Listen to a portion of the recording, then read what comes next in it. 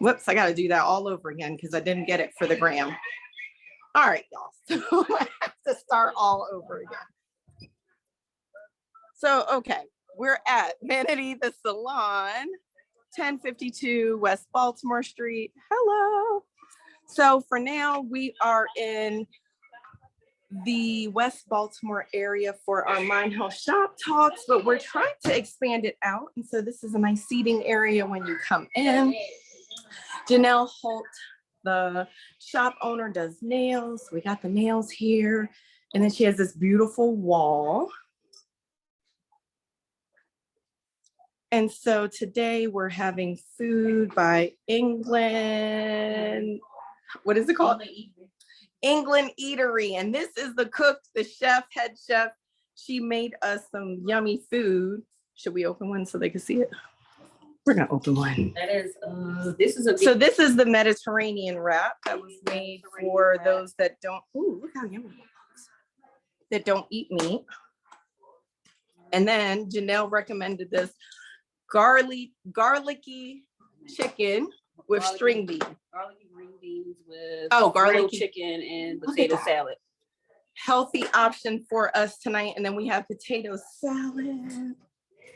And then look, all the pretty colors of the rainbow. Look at that. So come out and support this Black-owned business. Also order food there. That's my baby girl. Little plug, all Barbies up. Check out her Insta. Then this is Janelle. She is the shop owner. She came in just for us today. She was chilling. Dawnita Brown, our executive director. Dawnita is Brown. Wait, Brown and Brown. Are you guys related? I'm sure. Oh, I was gonna say, never mind. They took my answer away, y'all. Anyways, here's more of the shop. And so look, that's so cool now that people are recording when they're doing their artistry.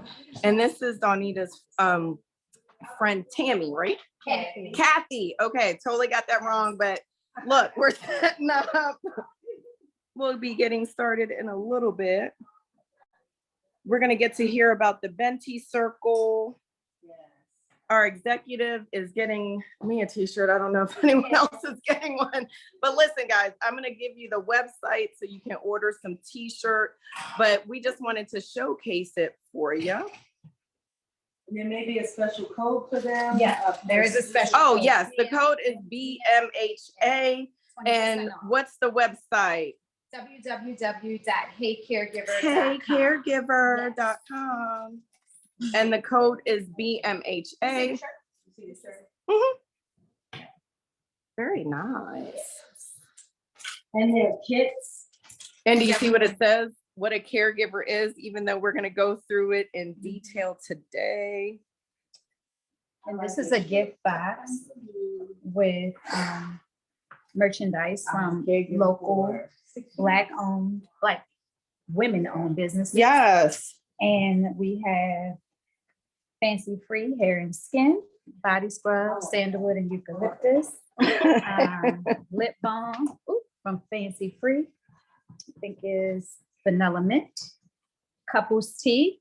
Ew. We're supposed to go there for our one of our team meetings. And then Love Notes candle. Relax this. It's so important that we take care of ourselves. So how much is this box? You could give this for a birthday gift. Yes. Just so to pick me up if someone's going through something. Yeah, with your discount is $64.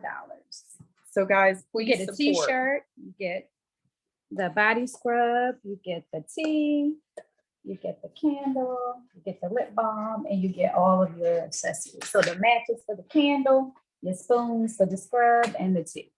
Oh, and I don't know if this is gonna work, but I don't know if they can. you could put Hey Caregiver in and it will pop up for Cash App, I think, right? No, I don't think so. You have to actually. Yep. Okay. So I'm gonna put that into the comments section for you guys. Excuse me. Oh, we're gonna set this up. Okay, you gonna sit there? Then- You can put this away.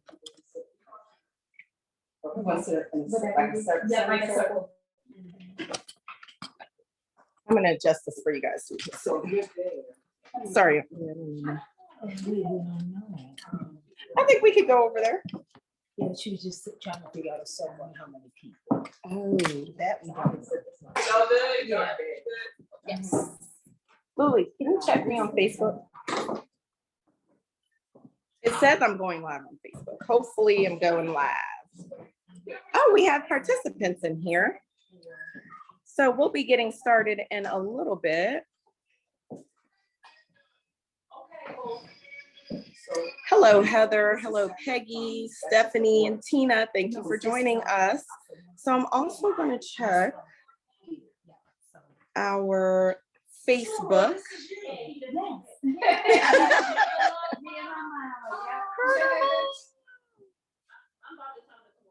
Thank you guys for joining us.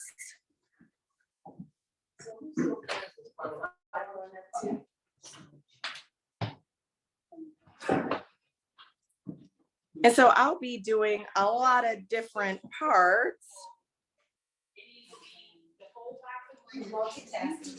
Yeah, so now my brain just shut down because I was looking at my phone. I'm sorry, y'all. So you'll be hearing me talk a lot in the beginning. Then I'm going to hand it over to Dawnita Brown. And how about I don't see where my Zoom is? 2 weeks of not using Zoom, that means I can't never stop using it. Okay, Regina, you are in. I was just looking how to send you the link. So let me see.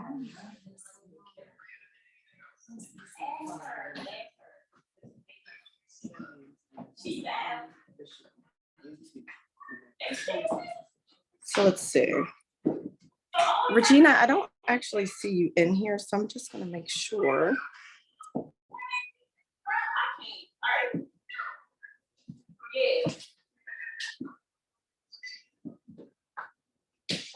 So is this gonna continue? Can you work a full day?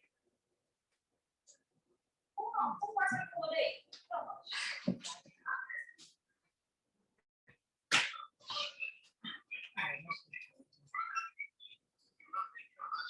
I just told you to take, put them away and take them to the store.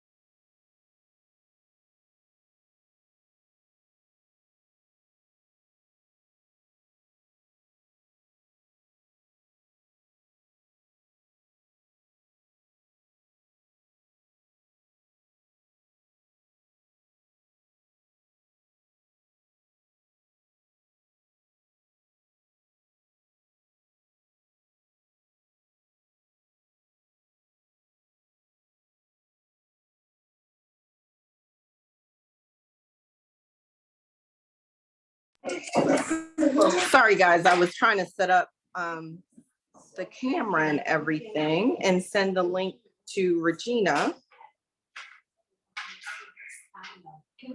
So we're gonna go ahead and get started. Oh, nice. Okay, let me wipe that chair out too.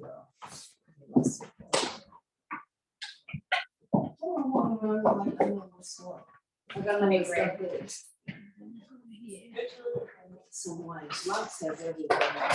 Oh, it's here.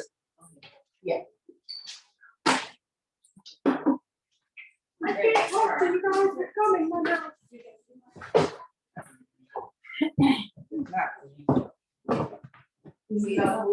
So, oh, no, it's light. It's very light. I just- Oh, yes. Don't sit down. Oh, I think this is good. Okay. So I just turned the closed captioning on.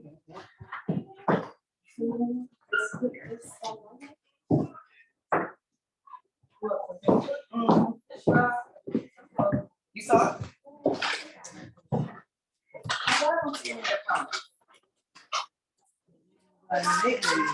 Oh, she was. I just want to wipe that off. All right. I see you. I see you.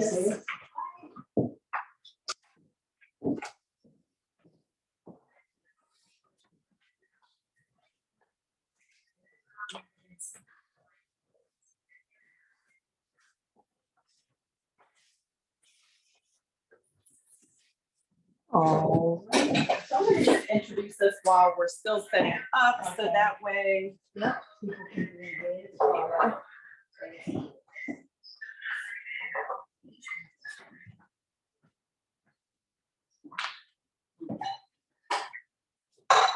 Yes. Oh, so you know what I just realized? I have my camera. I have my camera upside down. Totally fine. All right, so welcome everyone for coming tonight, joining us virtually and in the shop. I just did a tour a little bit ago. I'm going to do a tour at the end again so that you can see where we are. We're at Vanity the Salon, 1052 Baltimore Street in Baltimore, Maryland. We are here doing our Mind Health Shop Talk, Caregiving While Black. Did you want to say something? Oh, I thought you wanted to say, no. Okay. Caregiving While Black. Okay. Your Black Mind Matters. So for this Mind Health Shop Talk, we wanted to discuss this topic because it's one of those topics that we really don't talk about in the Black community. A lot of us are raising our families, doing different family members caregiving while we're raising families, while we're trying to get our own lives in motion, right? And there's really not a lot of support and help for that Black caregiver, right? So we're gonna talk today with Dawnita Brown. I asked Andrea and her if they're related. They said they're not. They said they're not related, y'all. So So Dawnita Brown, she's the creator of Hey Caregiver. I showed some of her stuff and we'll show that again throughout the talk as well. She will be leading us in the convo. Just a few housekeeping tips because I forgot about this. A lot of you are on Zoom.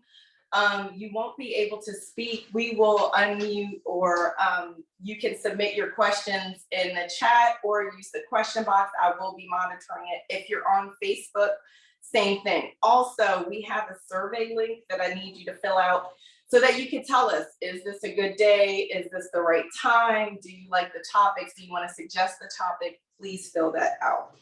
So for our Mind Health Shop Talk, Kaiser Permanente launched Good Health, Great Hair outreach initiative to bring critical health and social support services to Baltimore City. Barbershops and salons have long been where we gather and really talk, problem solve, help each other. So this was one of the places that Kaiser Permanente sends a lot of resources. They have a big bus that comes through and people can get preventative care like diabetes testing, blood pressure checks. They even do different screenings. I don't have the calendar, but we can send that out. That's the good thing about if you're on our Zoom, that we have your information to follow up with you. Bringing total health to Greater Baltimore. That's one of the missions for Kaiser Permanente Mid-Atlantic. And at Kaiser Permanente, they believe in the total health, addressing the physical, mental, and social needs of their members, and also the needs of the community. And so I guess I also need to tell you, I'm not supposed to be reading this. Regina Webb is going to get on in a little bit and just do a little bit of introductions, but I'm just stepping in for right now. And she'll talk a little bit more about that outreach program. Is Regina on here? If she's on here, I'll unmute her. Yes, she's here. So I'll have Regina do a little short intro. Regina, are you there? Can you hear me? Yes, ma'am. Okay, I just wasn't sure. We just can't see you. And I can't turn my video on, right? Can I turn my video on? change role to panelist. You should now. Oh, it needs panels. Okay. And so just a few comments now from Regina Webb. She should be popping up in a second.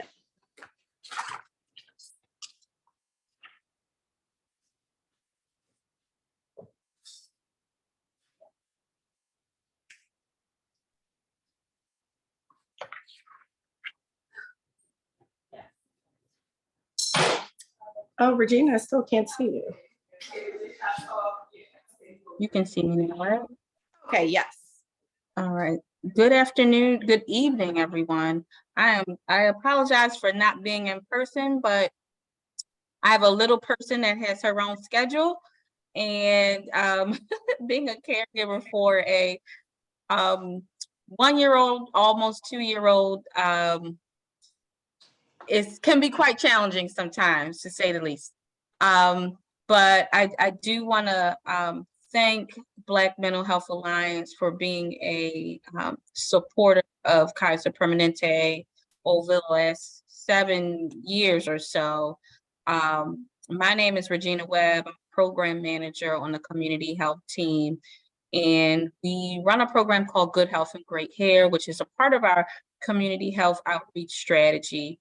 And as part of that program, we, as Roxana mentioned, we bring critical clinical services to our communities via our barbershops and salon partners. I want to take a moment to thank Janelle Holt, owner of Vanity the Salon, for allowing us into her space today. As I said, we offer those clinical services at barbershops and salons across Baltimore City and a few in Baltimore County. And we bring not only the clinical services, but some social support services as well. Black Mental Health Alliance has been a great partner with us, providing our Mind Health Shop talks on a monthly basis, but we also offer food distribution, as well as our community health workers have been on site at our events to educate the community about Medicaid redetermination, as well as some additional components that we offer, financial literacy, as well as job and employment resources as well. So I just wanted to take a moment to thank Black Mental Health Alliance for their continued commitment to supporting this work. Our sessions are monthly. They are also offered virtually, and we are in the process of expanding this outreach across our region. So I would like to thank Dawnita Brown and our guest speaker today for being here to present some great information on caregiving while Black. It is definitely a topic that has kind of goes, we don't talk about it enough.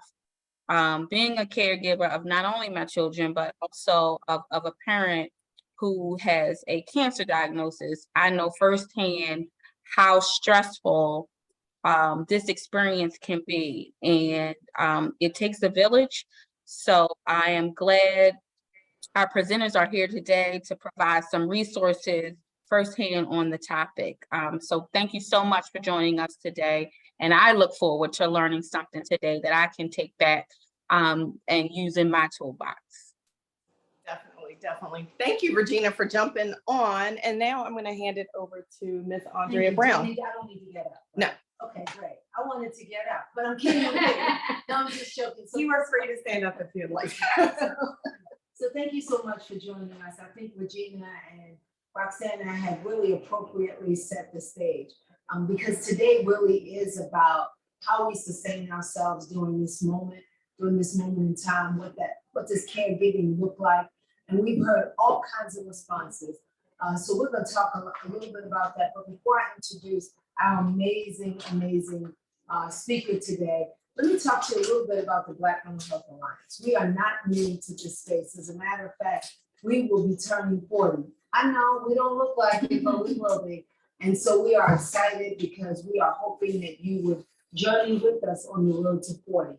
We have been doing this work for a minute, and it looks like we will continue to be doing so. And so our entire mission really is to develop, promote, and sponsor culturally relevant forums and conferences that really speak to the heart of mental health and wellness for Black and Brown communities. And we do so unapologetically. And so our vision long-term is really to create an equitable, respectful, and compassionate society and the development of Black communities in which optimal mental health is the priority, no exceptions at all. And so we serve the community. Again, we do so unapologetically. And prior to COVID, our region really was the DMV. But because of COVID, we now provide all kinds of conferences and symposiums and our referral database, which is across the country. And so, again, we do that work. And so we talk about a number of topics that are related, again, to the mental health and wellness of the Black community. And so we're excited to do that. We do that. We make sure that we connect a culturally competent and patient-centered licensed mental health clinicians through our extensive database. And so I'm not sure why I stumbled on that because I know it with my eyes closed now, but moving forward, so please follow us, like us on Facebook, follow our work. You will not be disappointed. And again, we are expanding our reach. And we will say to you what we say to everybody, and that is that your silence won't protect you. And it is okay not to be okay. And let us provide you with some support and connect you with resources to be able to help you. And so thus today, caregiving while Black, right? And as you can see, our beautiful melanin sister here will be talking about what that looks like and what that means. And I know people think that it is, it's easy to do, but in this space where we are, especially Black women, where we are already, many of us we don't even know that we are diagnosed with depression and all of the high functioning depression. And so, but there are ways that we can survive in this moment. We can add years to our loved ones' lives, but we've got to know the right tools and what that looks like. And I think the last thing that I will say before I introduce her, we had during Minority Mental Health Month, we had an Instagram live takeover. It was brutal. I felt like I was pledging all over again, but it was so critical. I can't tell you the number of people that have commented since then about this work, but specifically about this issue.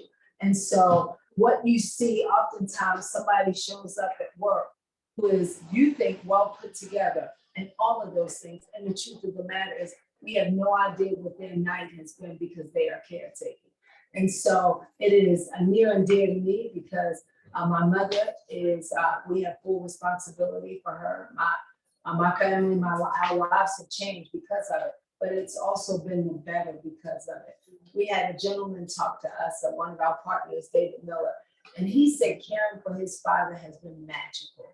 And I always think about that and I'm like, oh my gosh. And so, so again, I won't talk because you don't want to miss what she is going to share. This really is not just a project, it's a movement. And so you want to follow her work and her team's work across the country.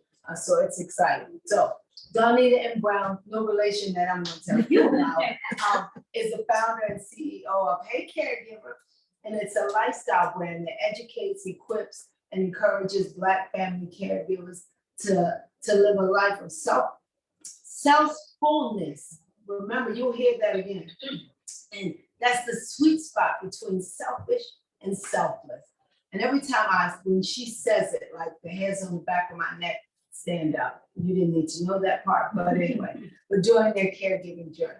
She is the founder of the Benty Circle, a support group for Black daughters, all right, for Black daughters caring for their mothers, and the host of the Self-Full Caregiver podcast. Dawnita, the sole caregiver to her totally dependent Mama Joan, became a certified caregiving consultant, TM educator, TM trademark facilitator. She got a whole bunch of stuff in there, right? In 2021. The girl is bad, right?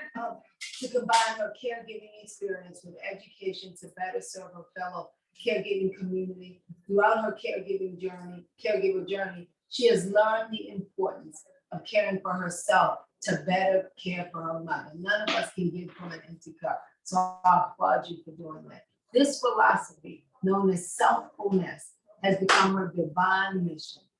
Dawnita envisions a community of holistically well caregivers, mind, body, and spirit.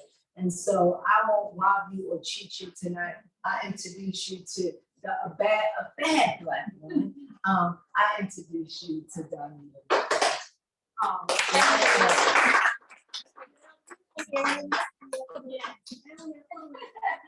Thank you for having me. Andrea and Roxana, the team has been amazing since I've connected. David is awesome. Yes. Since I've connected with you all, it's just been so amazing. I know that you have great work to do. And just, before we get started, I just want to say this one quote by Rosalind Carter. She says that there are 4 kinds of people in the world. Those that have been caregivers, those that are currently caregivers, those who will be caregivers, and those who will need a caregiver. So in some way, caregiving touches us all. And especially in our community, we're underrepresented in this space because typically, as Black people, we don't identify as caregivers. It's something we do, it's something that's in our DNA. We don't even think about it. And so with that said, we're not included in the numbers when it comes to the resources and supports because they don't have statistics on us. So our goal with the Benty Circle, with Hey Caregiver, is to definitely put us in those spaces. We're now, we do research studies so that we can be in the number to get the support that we need for our community. So, just to let you all know, there are more than 25 million women who are caring for a family member. That Black or white or that's in general, as a whole, right? 1 in 7 women care for their mother. The average caregiver's age is 49, 50. So then you have that sandwich generation, like you mentioned. I'm from Kaiser. Regina mentioned that she's taking care of her children and taking care of her mother, who just recently had a cancer diagnosis. With caregiving, right? It's not, with my mother, she's a total. So I had to take care of her, everything, all of her needs. But caregiving starts with the diagnosis because you have to think about what is it that we're going to need. We think about Medicare, we think about insurance, navigating that in a hospital, social workers. It's so much that comes along with a diagnosis that we don't consider. So you become a caregiver as soon as the diagnosis starts, even before then, when you're getting medication, when you're going grocery shopping, when you're doing those things. Like we think of caregiving as actually having to physically take care of someone, clean them up and all of that, do the assisted daily living activities, washing, bathing, all of that. But caregiving starts when you're assisted in any type of way. So as the our Black population grows. Like, I think in a couple of years, we'll have 4 million Blacks, right? So we think about the daughters who will be caring now for the parents who are over 65. They say in 2050 that it'll be 65 and older will be 1 in 5. So 1 in 5 persons will be 65 and older. And many people want to age in place, which then makes us, just by default, become caregivers. So, you know, what does that look like? That looks like your life just changing before your eyes, right? My story, I was serving as a Peace Corps volunteer. I actually went to serve in 2016 in Eswatini, Africa. And I loved it. Like I was working, you know, community health, loving my community. It was the most beautiful country. And so I was planning to stay. So I started in 2016 as a volunteer, but I was a federal employee. So at the end of my service, I was like, oh, I'm going to find me a job here, right? I could just laugh alone as a federal employee. And I was excited. I mean, I was making 6 figures, you know, all of the things that we think about, right? We've accomplished, we've arrived, right? And so in 2018, it was the end of my service. And I was planning a close of service trip. So close of service, most volunteers plan their trip where they want to go after the end of service. I was busy. I was planning to visit Egypt, Ghana, Senegal, and I was going to do this healing workshop, like a yoga workshop in Boston before I came home. Like I had it all planned out. So it was August 5th, and I was at my table. So I had like a 1-room, it was a 1-room rendezvous, but I created rooms within the 1 room. So I was at my dining room / office, and I was, you know, working on my close service trip. But then I said, you know what? I want to plan my itinerary for Ghana. I was going for 2 weeks. So I said, I'm going to call my dad. So I called my dad. And when I called him, I heard him on the phone. And he said, this is her now. And I was like, who are you talking to? And he said, I'm talking to your Aunt Jean. I said, but why? It's August. It's nobody's birthday. Like, why are you talking to her? Like, and so he said, no, I heard her say, tell her that Joan is on life support. Joan being my mother, me being miles and miles away, and to hear that she's on life support, you know, when you think life support, that's it. Like this is just supporting her life for now. So I just prayed that she would live until I arrived home in order for me to say goodbye. And that was August 7th when I came back home. And I've been caring for her ever since. We celebrated 5 years last Saturday, August 5th. Beautiful. And she's still here. She requires total care. She's bedbound, but cognitively she's good. She had what's called a brainstem stroke. It resulted from a subdural hematoma, which was a brain bleed. She fell on a Friday, but she was on a blood thinner called Coumadin, which falls. I mean, that takes me to that's being a fall risk. I mean, there's so much that can happen when a senior falls. Like, and so she fell on Friday, but the bleed was a slow bleed. It didn't affect her until Sunday. Wow. So Sunday, you know, my aunt took her to the hospital, and they said at the hospital that they took her to Good Samaritan, that you need to get her to Bayview immediately. Got her to Bayview. They said I talked to the doctor, my cousin called me and said they need to do surgery. The neurosurgeon said we need to do surgery now or she will die. So I had to make that decision. And like I say, fast forward, she's still here. The neurosurgeon told me that her baseline would be much of nothing. Like she would just, most survivors of brainstem stroke just blink their eyes. Like Christopher Reeve, y'all remember Superman? Absolutely. So that's what the prognosis was that they gave us. But she's here. Like I said, we just celebrated 5 years. That girl is sharp. She just can't get up, you know. And so I attribute that to the love, the care, her environments, all of that, because we went through the ups and downs of the hospital. You know, you have to advocate as a caregiver. You don't know what you don't know until you're in it. It was so much that I had to learn through the process. You think about insurance. When she finally got out of the woods, because she was intubated for 9 days, which means that, intubated, which she could not breathe or do anything on her own. So they said, once we remove that, if she doesn't, you know, breathe, whatever, do you want to re-intubate her? I said, no. So I was making decisions on her behalf because she did not have an advance directive in place.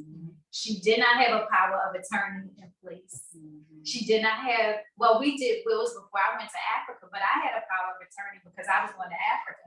So we did it on my end, but not on hers. So learning that, not really being able to make the decisions that I needed because I really didn't have official proxy. And then going through the guardianship process, if you ever have to go through that, that's like, it's just hellish, really. Going to the courts and all that, I did that first, but I wasn't granted guardianship, which was a good thing. So I ended up, you know, it was just, it's a lot. It's a whole lot when you think about caregiving. And so back to the insurance, just say you have a loved one that's in the house, that's hospitalized, and then they're going to be discharged to rehab, like short-term rehab. They, depending on what insurance you have to make sure that they're covered under your loved one's insurance, or you will be charged out of pocket. So like all of those things, even though the social worker gives you a list of facilities, it doesn't necessarily mean that whatever insurance you have will cover you. So those are the things that you have to, you wouldn't know that again unless you've been through it, but to be prepared for it. And then you can certainly push back, like with Medicare, you can appeal if you're not ready for your loved one to be discharged. You can inspect the facilities if they're going to short-term rehab. So it's a lot of things that are involved with caregiving that, you know, we don't think about, especially if there's a hospitalization that's involved with that. So that was kind of our story.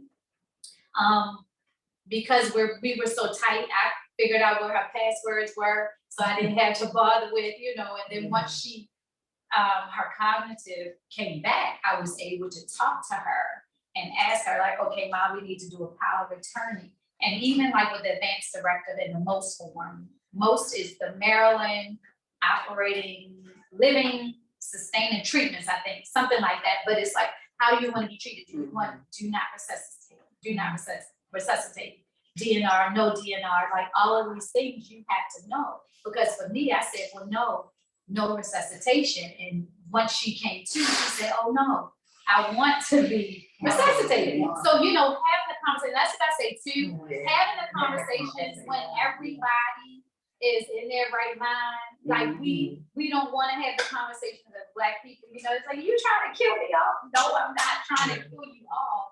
I want to know how you want your end of life to be, right? And we can start planning now. I mean, you know, I'm 50, I need to start planning, because I think about it, if something happens to me, I'm an only child, I take care of my mother. I don't have a succession plan for if something happens to me for her, like who's gonna come in and take care of her? You know, all of those things. So we have to have those tough conversations, even when Mom would be like, I don't wanna talk about it, you know? And then especially if siblings are involved, that's a whole nother thing. Because Mama done told you something, Mama done told you something, Mama done told you something. And it's like, well, what does Mama want? And Mama's sick now, Mama can't talk, now y'all feed, you know? And so again, that ties into mental health. You talk about just dysfunction in families and all of those things. So those are kind of like the byproducts of caregiving, if you will, not the hands-on. That the stress that comes from the hands-on, that's a whole nother topic, which is why we're here, right? We're talking about mental health. So caregiving is actually a public health concern with the Centers for Disease Control.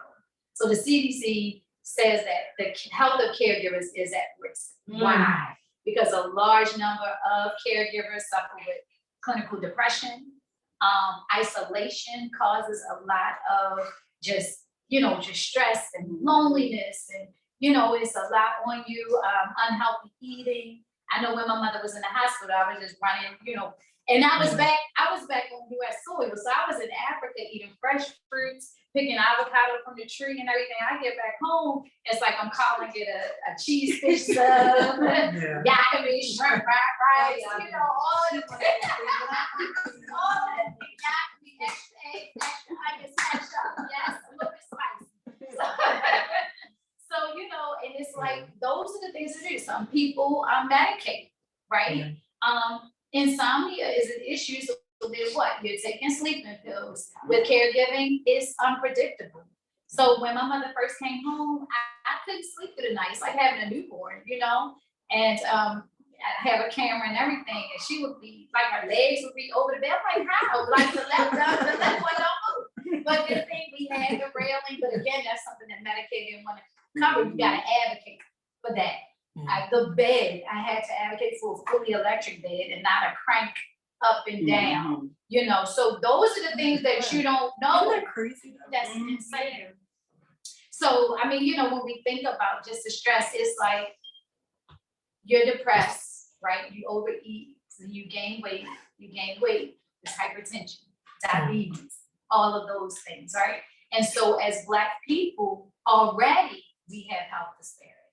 So with caregiving, and then as Black women, ours is even greater. So then this is where we are in terms of really having to get ourselves and get our minds in check when it comes to caregiving, which leads me to being selfish. Someone has a question. So we have 2 comments. Tina said she would eat things like crabs, which have all that salt and stuff.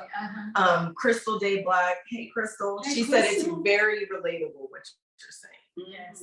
I mean, because it's something that we don't talk about. Like, we stay in our silos until we get a support group, you know, like the Vinci circle, or you're in, because it's something, like I said, that we just do. Yeah, and it's a lot, I think, to unload on people that aren't used to They don't that. know, They and then don't they know. don't understand. understand. Like, when you are angry with your loved one, you know, and you just wanna, an average person wouldn't understand. I said, why are you talking to your mother like that? But Kathy, like, girl, I know, you know, because Been there. you know what I mean? It's like that Yeah. just That commonality connection. that we have, you know? I love It's the the way you sisterhood. are flowing, so I certainly won't, I won't mess that up. I'm glad that people are weighing in and have questions. I guess, you know, as I listen to you, right? And as I, you know, when Kathy started laughing, I know you guys, it was the amen corner, right? I wonder, first of all, and you may not know these numbers, but at what rate do we put our loved ones in facilities versus our Caucasian We don't. counterparts? And in Africa, Yeah. not at all. They don't Not at even all. have those Yeah. facilities. Wow. So the thing is, okay, that brings us to the statistics. That's why we are underrepresented, right? Because a white person will put their loved one in a facility. So they at 64%. Then you have Blacks at like 12%. Then you have Hispanic, you know what I mean? And so we're not counted because we're not doing that. Big Mama, we took care of her in the dining room. Nobody said that they were her caregiver. You know what I mean? And so that's why, exactly. Yeah. So that's why now, and that's the purpose of like the merchandise and all that, to say, Yep. hey, And I we'll am a share that caregiver. again. You know, proud. I am loud and proud. I want you to know that I identify as a caregiver because there are 53 million unpaid family caregivers in the United States. Wow, 53 million, but Yes. that's Black and white. That's Black and white. Right. Black and white. 53 million.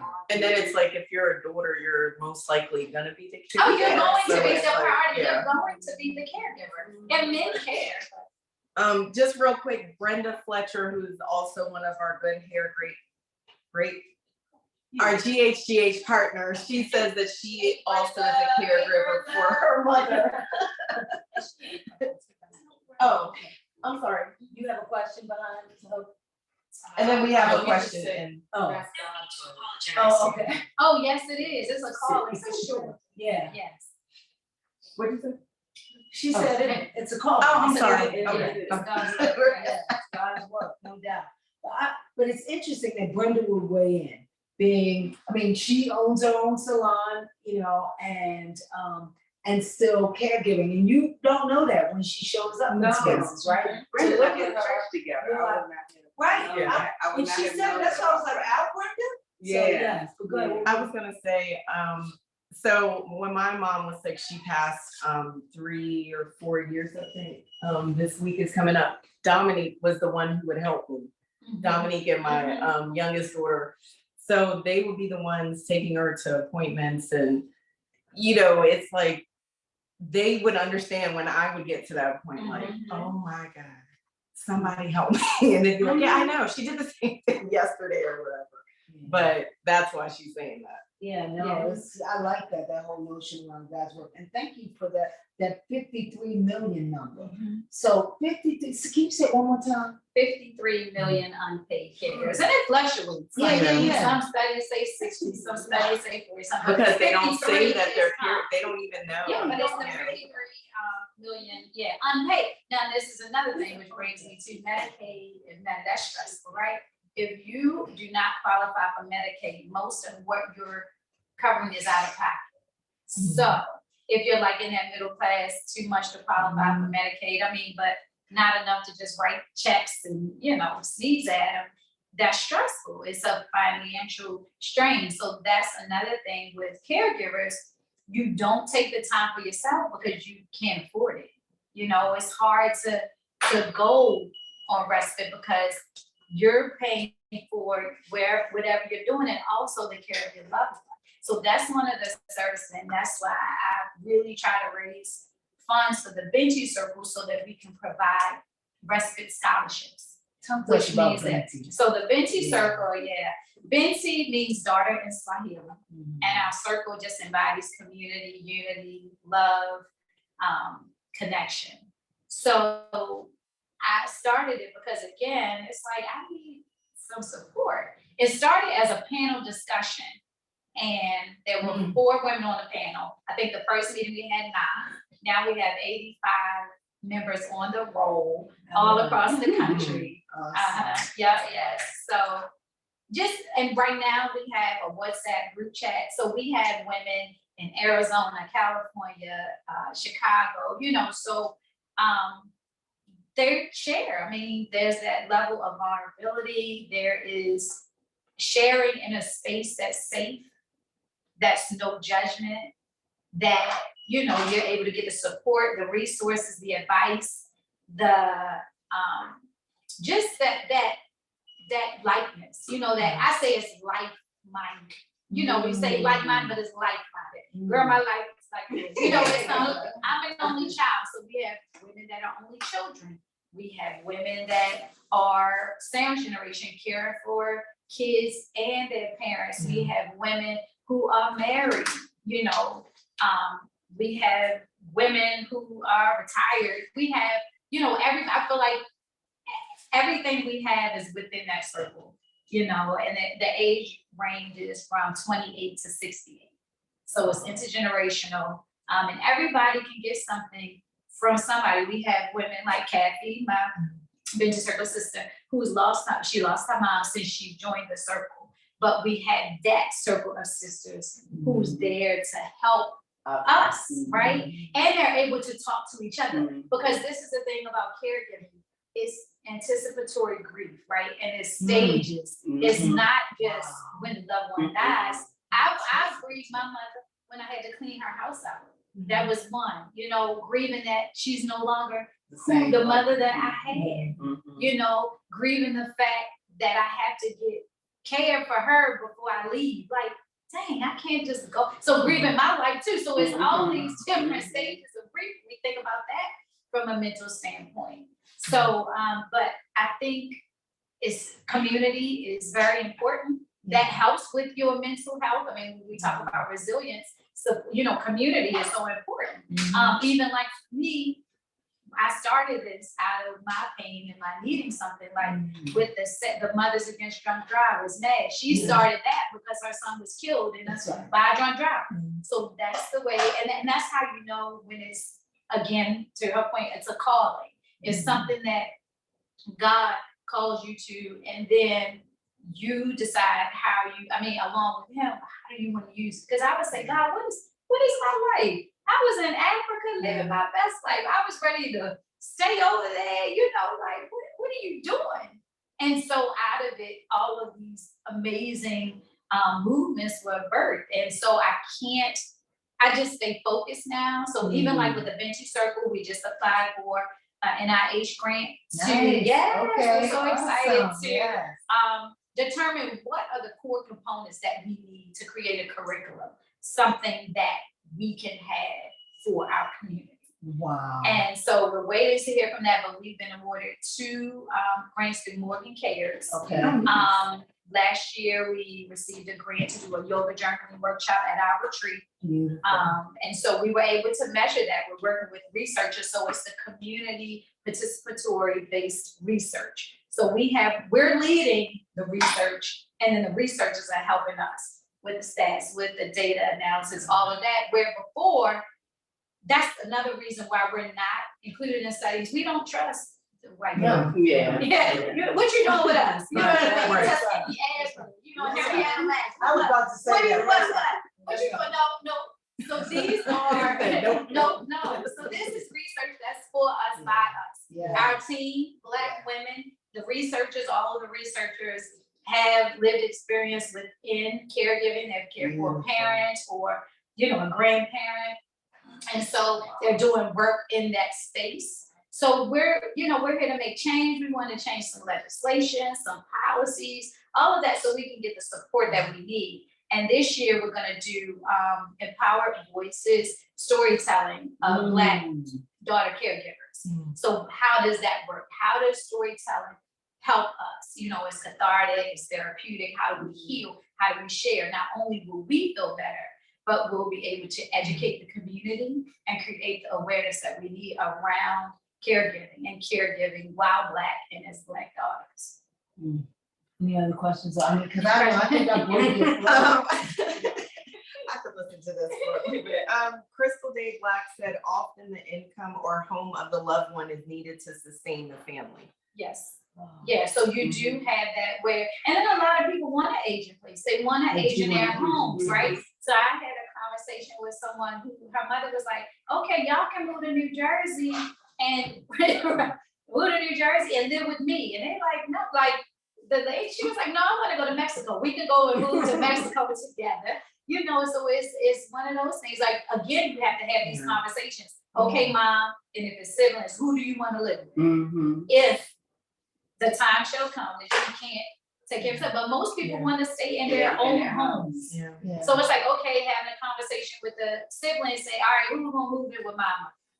And it's almost, and this is the only time I use my example, we had a house somewhere else. So it was disruptive for us in a way, right?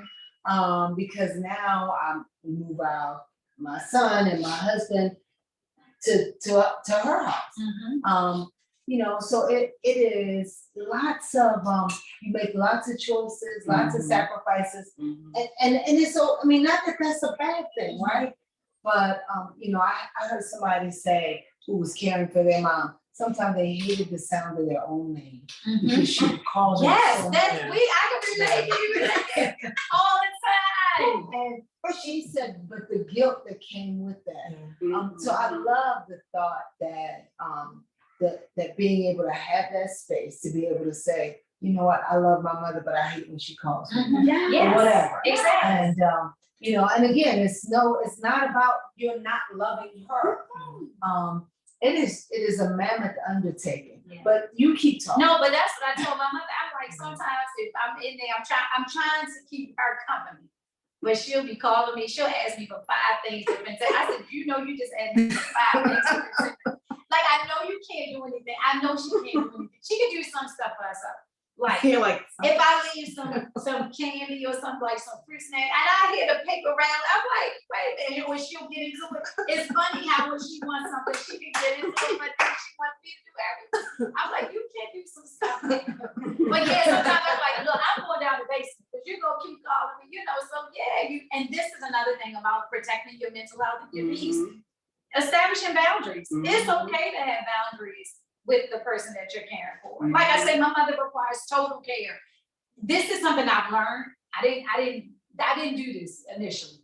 In the beginning, I was very selfless. And that's why I say being selfless is reckless. It was all about her. Did you hear that? Being selfless is reckless. I know we look at it as a badge of honor, but no, it's reckless. I would do everything for her. I would not go anywhere unless I had somebody there. I wouldn't do anything.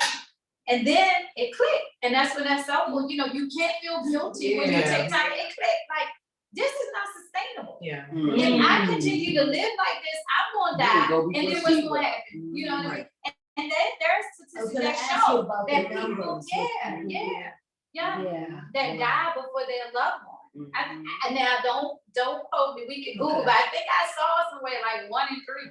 Like, you know, if you're taking it's care pretty of a loved one, that they will go before Mhm. the actual person. Because people always ask me all the time, how you, she's great. Ask me. I love it.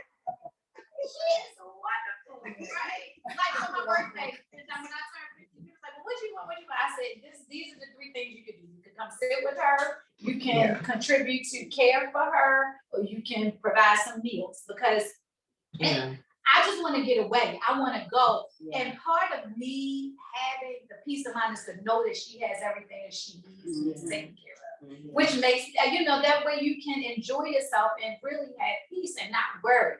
Yeah. That's why respite is so important. But only 1 in 14 caregivers take respite.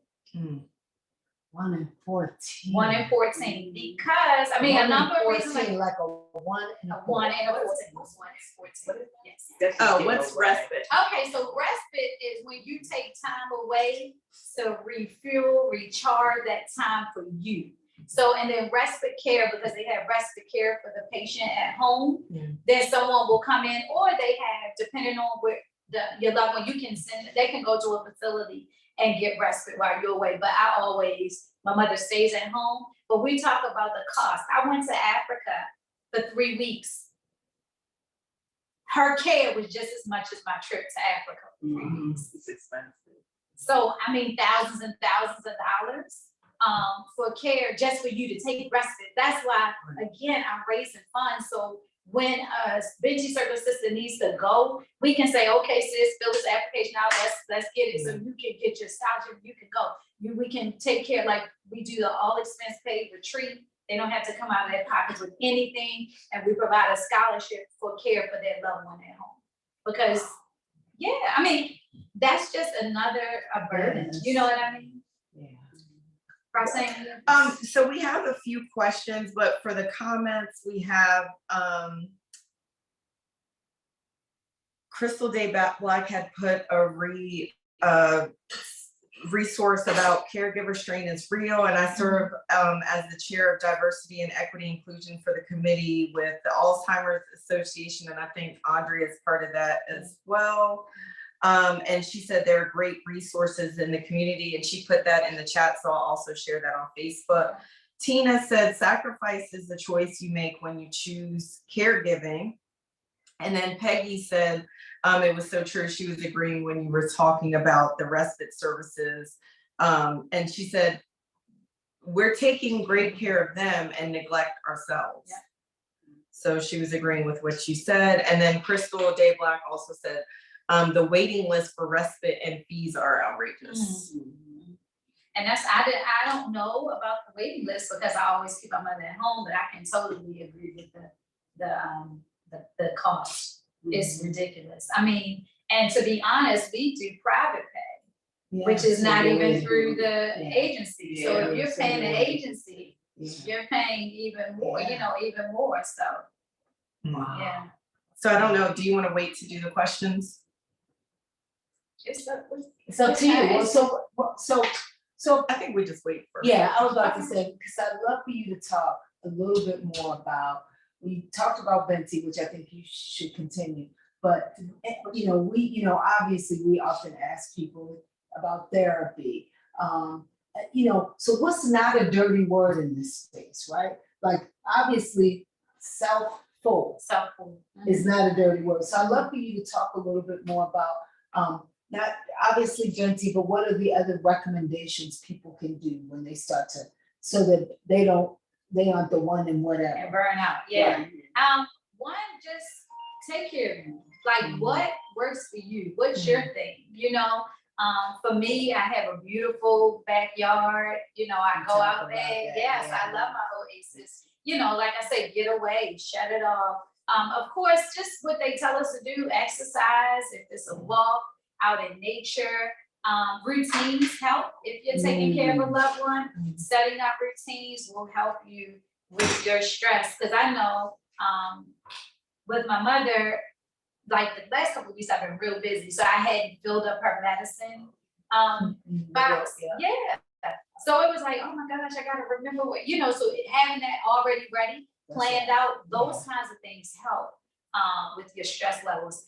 If you have a loved one that requires supplies, subscribe and save, like on Amazon or the different healthcare, they help. And it's also, you get, sometimes you have savings, you get a percentage off if you order that kind of stuff. So those, like setting up those kind of automated tasks, that's helped me. My mother's medication is delivered. So those are like, those are the kinds of things that can help you with your mental, just the day-to-day, your direct practices. But make sure that you build in time for yourself, whatever it looks like. Don't feel guilty if you go away for a weekend or whatever, or don't feel like you can't do it. That's where that self comes in, because we feel like we're being selfish and we have that guilty feeling if we do something for ourselves. And then on the flip side, we're selfless, like I said, it's reckless. And so we need to have that middle ground. So yes, we talk about therapy, we share resources within the support group. We talk about just letting them be, like babies, right? You used to let them cry till they couldn't cry anymore. It's kind of the same thing with the dogs. Don't try to do it all. Don't try to do it all yourself. Your silence won't protect. No, your silence. Yes. And say exactly what you need. And I think we have to learn that as Black women. Right? Yeah. I think that is not innate, just say, ask for help. It is just do, because oftentimes we're all sort of on this. So I love the notion of even having to just change the language around how we see ourselves, how we see our loved ones. But also, these sort of new tools, things that we have not historically been, not historically the things that we do. But you said a couple of things, and I know we may have some questions we'll get to, but you talked a little bit about, Big Mama was in the living room, but everybody took care of her, right? And you mentioned about, and other countries, some countries don't even have facilities where you put people. So I love the thought of how what else can we do as for younger people to sort of understand that, right? Like I don't have a daughter, I have a son. My hope is, so I'm a pour into it. So can I love you? But we're starting to have little conversations with him about, about do not resuscitate, those kinds of things. But those are small. He gets really not in a good space about it. But I'd love to figure out how, like, this notion of sisterhood, right? Can that we can even, where else can we be having this conversation in schools? And I just like, I just think it's just important. Like the thought, like I keep saying, I'm gonna come to a monthly something. I promise I'm gonna get there. And I want to, because there are times when I'm like on a Friday, I'm like, let me get away, no, let me go to Home Depot, no, let me come back home. So but I'd love to figure out how, what's the long-term plan for a larger messaging? Well, I think, and there are a lot of now Black caregivers and women showing up in the social media space. So I know just now we don't have to be in person, although it is better. Like, we see the difference when we're together than when we're on Zoom. And I think for Binti, the long-term plan is to grow it, grow and chapters and, we have sisters all over, but, for them to establish chapters, create the awareness, have the conversations. I want to create a documentary so we can spread the word, and show what our needs are. And I think that just masses Mhm. in terms of, even with young people, because you have some young people, millennials who are caring for their parents who their lives have really changed. Like for me, I was with, what the white folks say, I was middle-aged. if you will. That sounds so crazy to me. So I had pretty much lived Yeah. my life for the most part.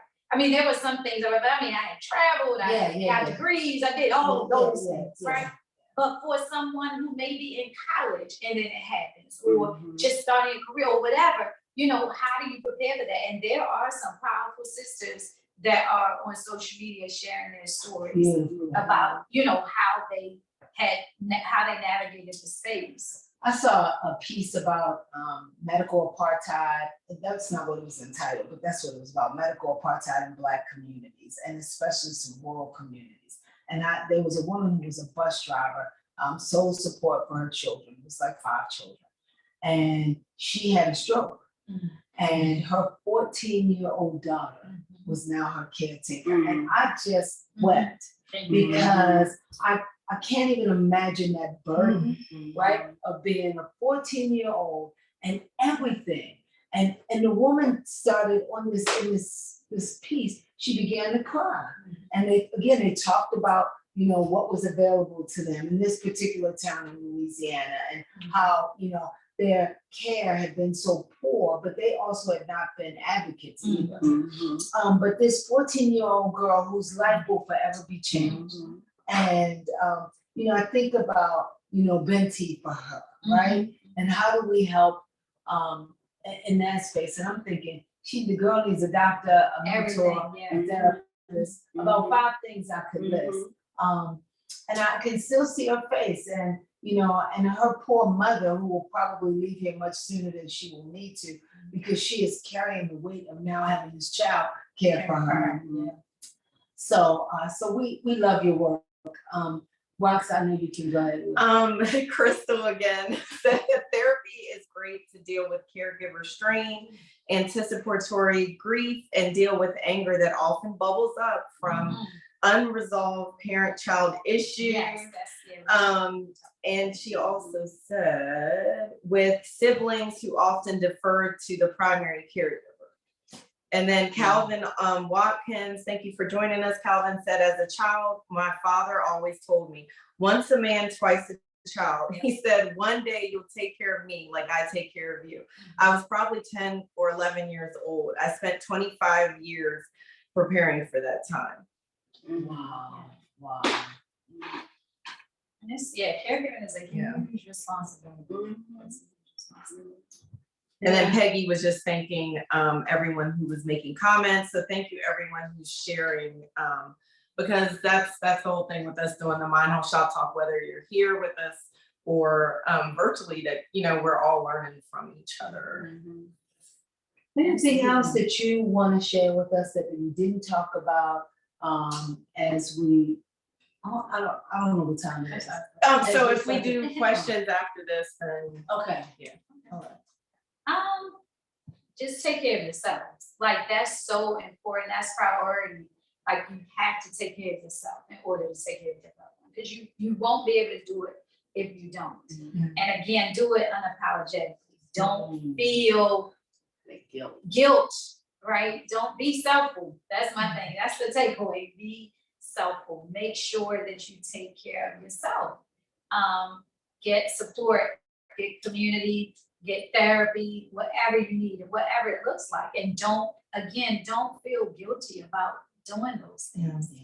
And then if your family, if you can have the conversation, start having the conversations now, so that you know what everyone's wishes are. There's this document called the 5 Wishes, and it's easier, I think, to digest than. And it talks about the advanced directives and all that, but if you just go and say, this is the advanced directive, this is what it looks like, it might be like, I don't want to do that. But with the 5 wishes, it's packaged so it's more digestible and it doesn't seem as overwhelming, I think, to the person. So that's something I would suggest everyone takes a look at. I think it's 5wishes.org.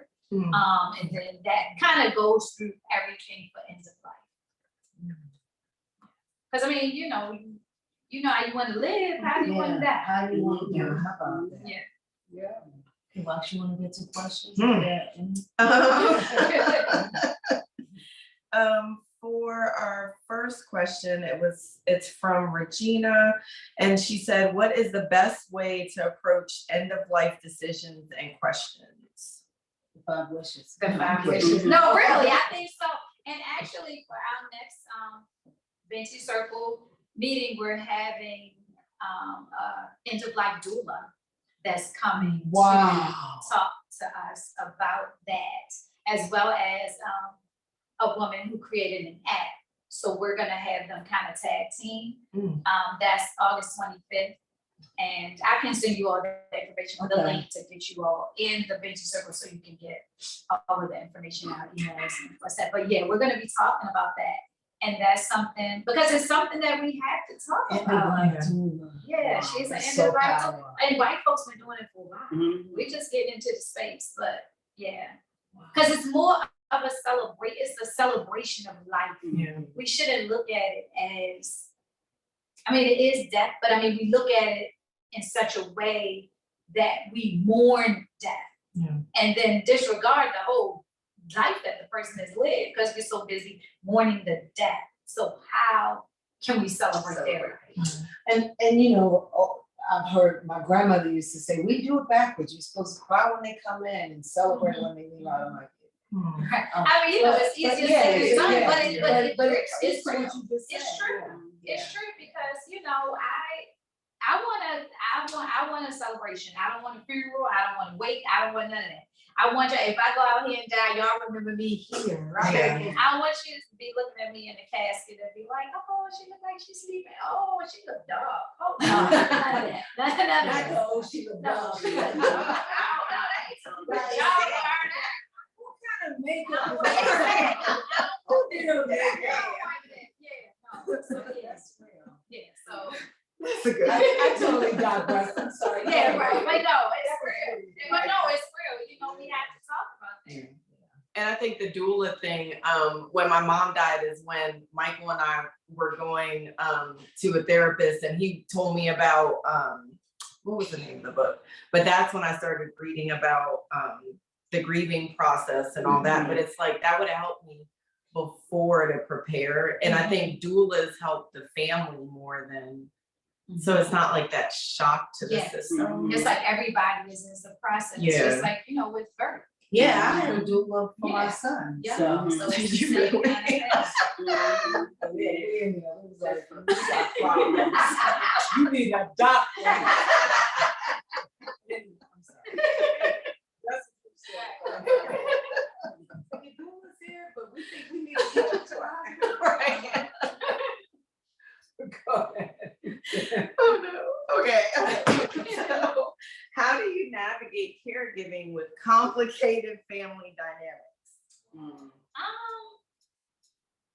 I can't directly speak to that because I'm an only child, so the buck stops with me. Yeah. I don't have to deal with, you know, any siblings. However, from what I know, and learned within the circle, I think again, it's having a conversation with the person that you're caring for, with all parties present. Yeah. Because that's the only way that everybody's gonna be on the same page. Yeah. Because again, it's gonna be like, she told me this, she told him that, she told her this, and you know, because you know how, I don't have siblings, but I know that my grandmother could say something to my cousin, but tell me something different. Yeah. You know what I mean? Absolutely. Also, I think you have to accept people where they are. Yeah. Because brother might not be able to handle my Right. mindset. Yeah.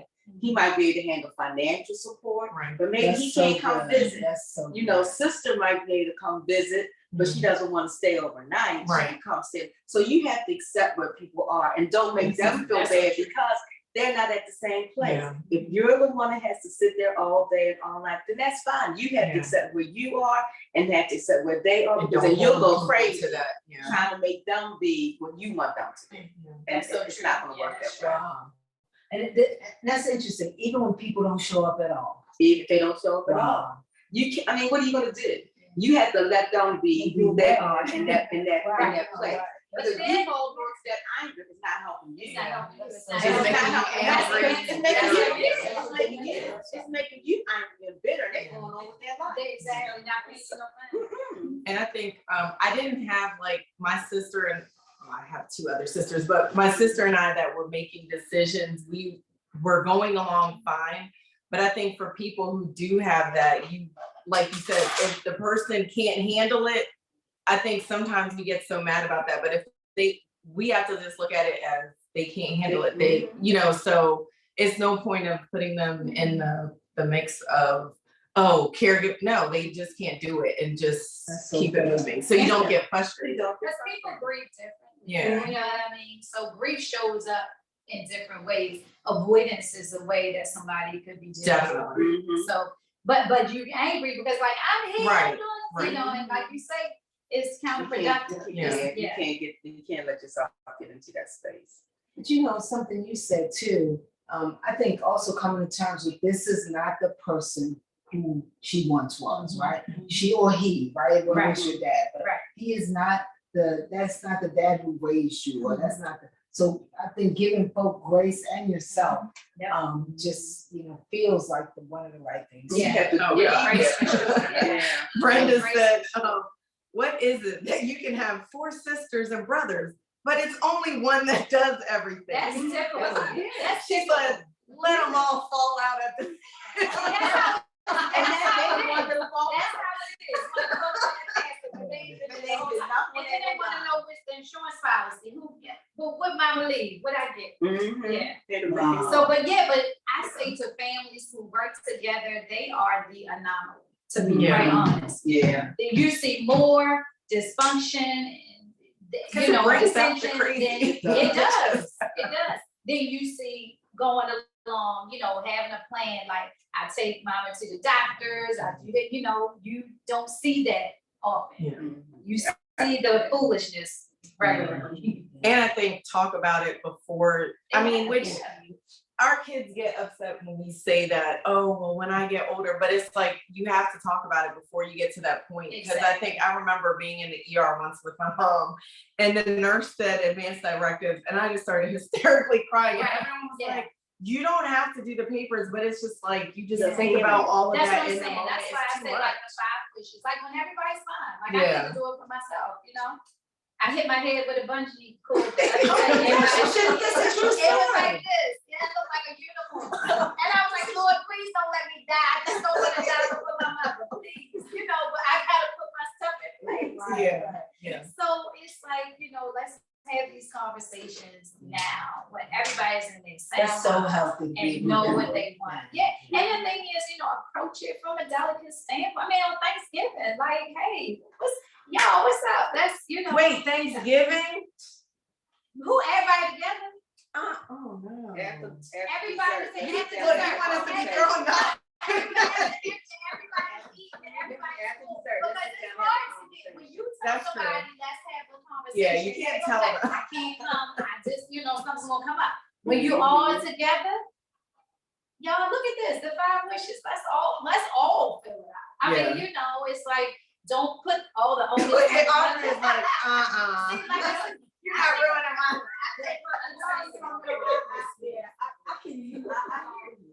But I mean, Maybe Black Friday. whenever, but I'm saying, whenever It makes sense. everybody's though. together, Yeah. just approach it, like, It makes sense. even if you say, Aretha Franklin, they just settling her stuff I 10 years know, later. yeah. How is that possible? That's just crazy, Yeah. that's insane. But She- James Brown I mean, was another one. Prince, like, you can name all of these celebrities whose stuff wasn't in order. Yeah. Or maybe it was, but somebody, whatever the case may be, it was not spelled out, Yeah. where it didn't have to go into litigation and all that kind of stuff. So have the conversations now. And even like, if you think about, if you do put someone in not in that sense, if the short term turns into long-term care, you have to think about your assets, the home, losing that, like all of that kind of stuff. Do you want to lose a home that your parent has worked hard, like it's maybe the family home? Do you want to lose that? So all of those kinds of things, just have discussions about it. Yeah, that's what. Yeah, I think that's it, just to have the talks. I mean, they're hard talks, right? But they have to be had, or you're gonna end up, folks ain't gonna be speaking at the end, you know. It's- Yeah, man, nobody's speaking, you know, we don't have a relationship now, and then our kids don't know, you know, it's like it trickles down just because we don't know what mama and dad. I just remember the book On Death and Dying, but I can't think of the name of the author, but I'll Okay. look that up and drop it in the chat. And it sounds like it's dark, but it talks about everyone being in the room when someone's getting ready to go and all that. And I think it prepares people so it's not a cantankerous thing to go Yes. through. Calvin Watkins said, the stigma around don't tell anyone my business. There was a couple comments about just talking about our family took turns, was all hands on deck. I was so proud of all of us. So we're glad that they all were able Yeah. to, Kudos to that. yeah, take a stand on our family.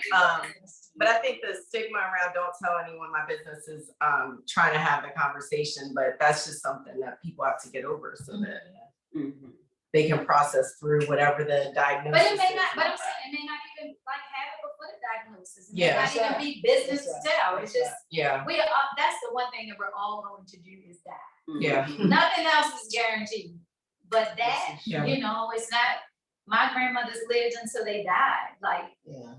my grandmother was diagnosed with stage 4 lung cancer, my maternal grandmother, so she lived for 6 months. But then my paternal grandmother, she just lived to see my uncle, who was incarcerated for 37 years, come home. She would say, I just want to live to see my, you know, my baby come home.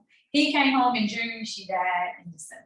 So, you know, they both lived independently in their own homes. Yeah. So it wasn't, we didn't have to have a conversation, but then when it happened, again, they didn't have anything in place. So these siblings stopped talking to these siblings, and so now the family is divided. So, you know, it's just have the conversation. All right. Well, I can't, I'm sorry. Oh, no, go ahead, because then I wanted us to go through the, Oh, okay. So just a collectively few little and all that stuff. housekeeping on those. We're gonna ask the lovely Miss Brown the other lovely Miss Brown to let you know how you can get in touch with her, how you can follow her. That's gonna be critical.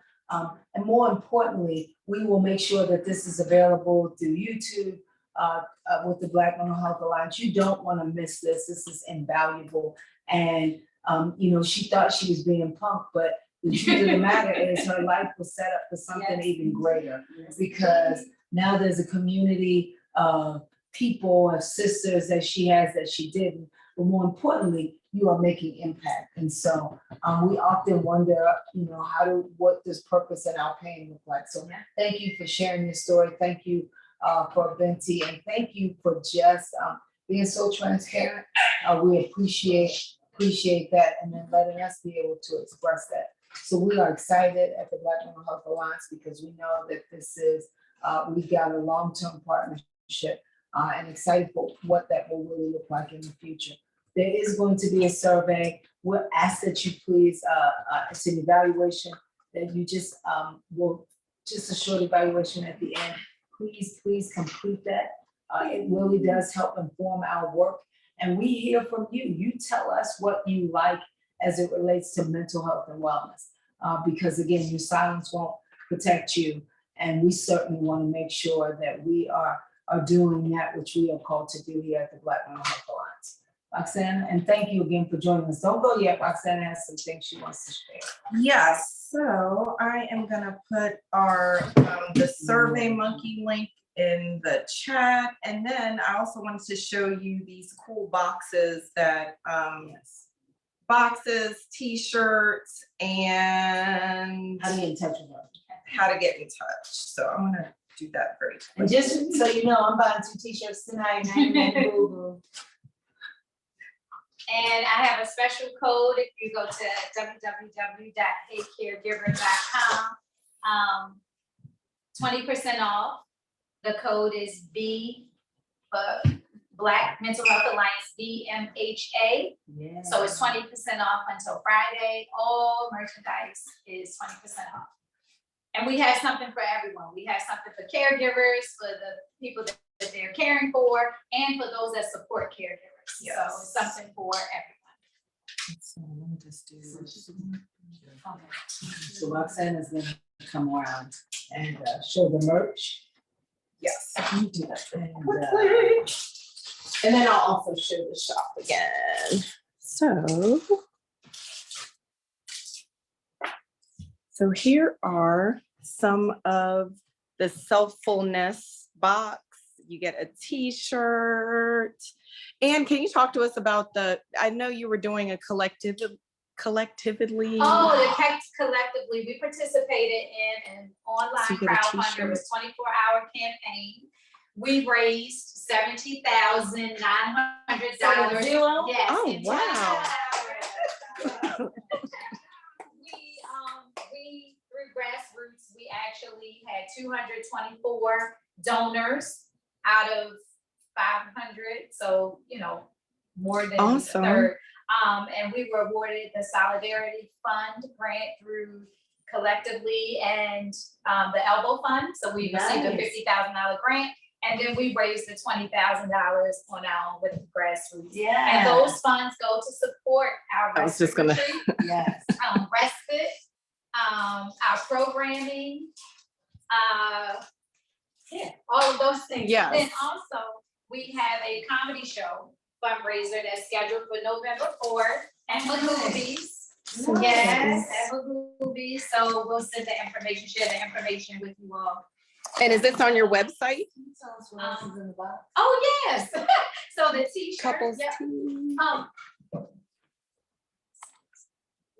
So the t-shirt, Which is designed by And this me. is a Selffulness. Yes, so selfness Box. in a box. Give it to someone So who it's- is going through something. Candles, tea, and some me time is self-care and simply divine. Yes. And so we have items from small Black-owned, women-owned businesses in Baltimore.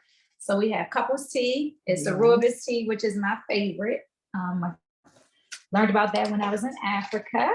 We have Fancy Free Hair and Skin, sandalwood and eucalyptus body scrub, along with a vanilla mint lip balm, and a candle by Love Notes, which is again a local company, Okay. Black-owned, small Black-owned, women-owned business, and it's called Relaxes, and it's white Relaxes. sage and lavender. And so this is just shows what's all in the box and gives you a little bit of information about all of the artisans that contributed to this box.